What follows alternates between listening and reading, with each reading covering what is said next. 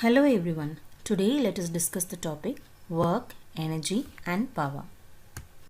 Let's move into the introduction. Now see here there is a body. A force is applied on the body to move the body from one place to another. So this is called displacement. So here a work is done. What is the work done? The body is moved from one place to another. To do this work we need a force. So in order to give a force we need some energy. So what is energy? It is the ability or capacity to do work. Now we see here there are different forms of energy. What are the different forms of energy? It may be mechanical energy, electrical energy, thermal energy, nuclear energy, and there are many forms of energy. Basically we see that machines convert one form of energy to another form. That is, it takes the input as one form of energy and gives the output as another form of energy. For example, let us consider a heater. It is a machine. This heater inputs the electrical energy. That is, we give the current as input to the heater. What happens at the output side? We get the water heated. That is, a thermal energy. Heat energy is given out. So this is the working principle of any machine. That is, it converts one form of energy to another form. Now let us move to the next terminology, power. What is power? Power is the rate of work done. That is, how fast the work is being done. Now let us consider an example. That is, a 6 is being hit in a cricket match.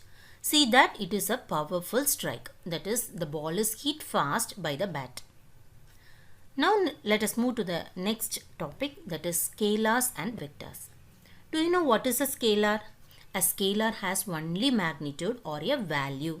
So example of a scalar quantity is work done. Then what is a vector? A vector has both magnitude and direction.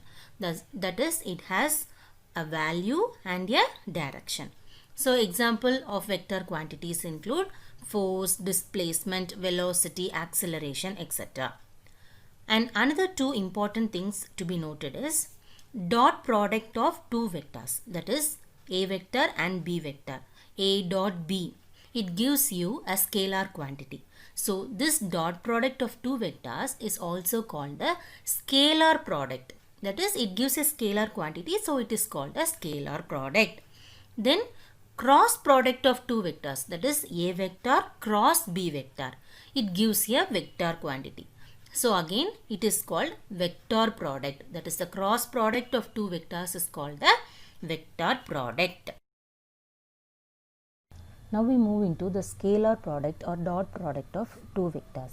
See that we have two vectors in the above figure, which is blue color vectors A and 2A vector. We can see that these two vectors have the same direction but they have different magnitude. One is a small one and another one is a big one. That is twice as that of the first vector.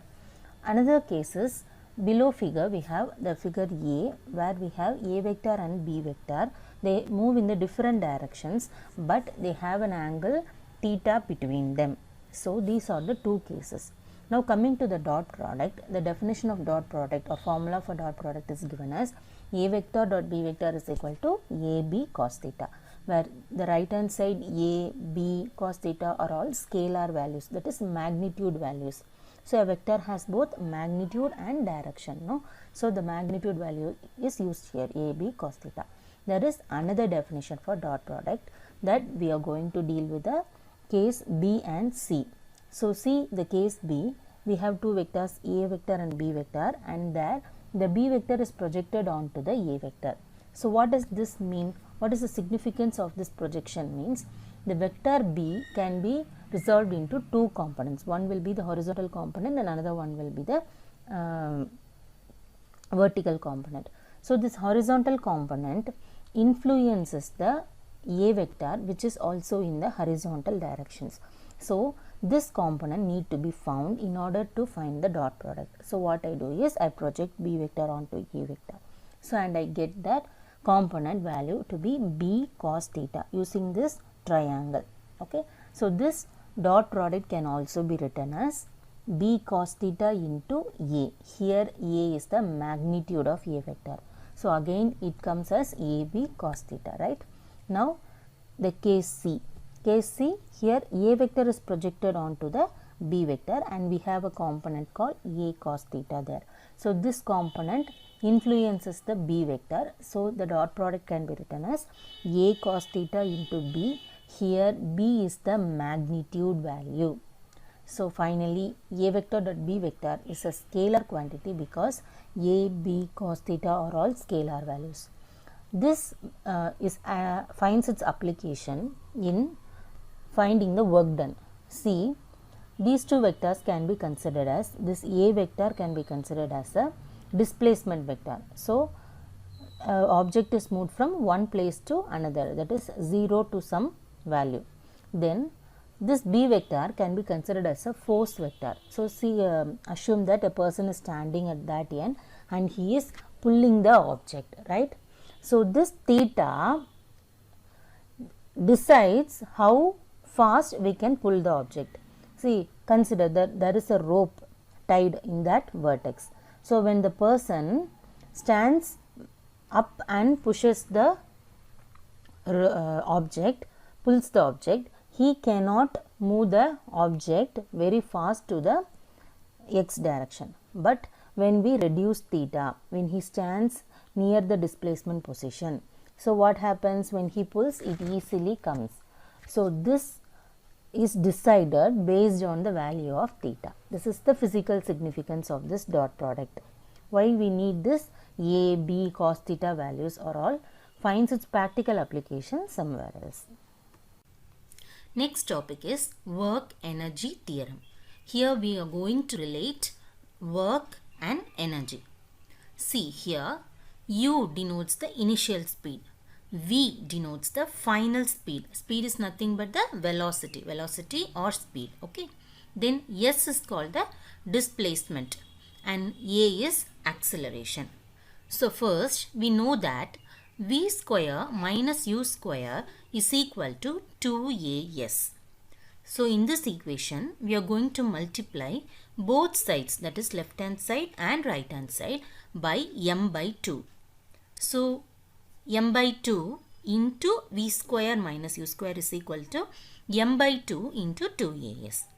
So multiplying m by 2 we get half mv square minus half mu square is equal to mas. We denote this as equation number 2.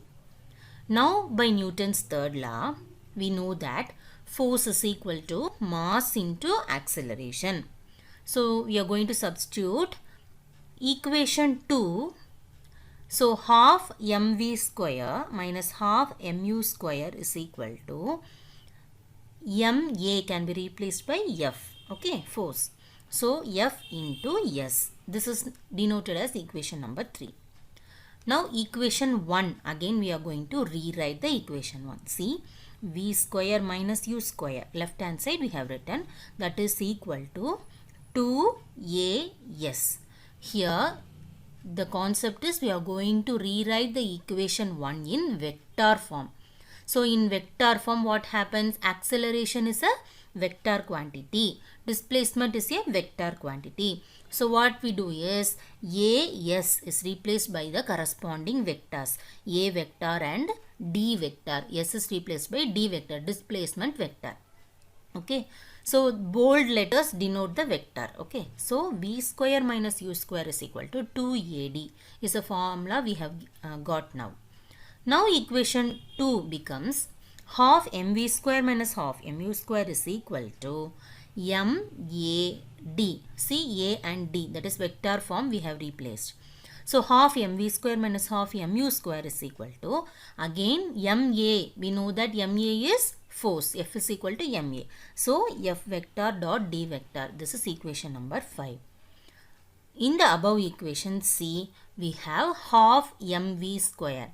We have come across this formula in the earlier chapters, that is half mv square is nothing but the formula for kinetic energy. U is the initial speed and v is the final speed. So we have two kinetic energies, that is the initial kinetic energy and the final kinetic energy. So Kf is equal to half mv square and Ki is equal to half mu square. Substituting this in equation 5, we get Kf minus Ki is equal to F vector dot d vector. This is denoted as equation number 6. Also, work done is given by W is equal to F vector dot d vector, because we know the definition of work done is it is a force on a body over a certain displacement. So, a force applied on a body moves that body to a certain displacement. When this happens, a work is being done. So, W is equal to F vector dot d vector. Now, equating 6th equation and 7th equation, we get Kf minus Ki is equal to W. That is nothing but the change in the kinetic energy of a particle is equal to the work done on it by the net force.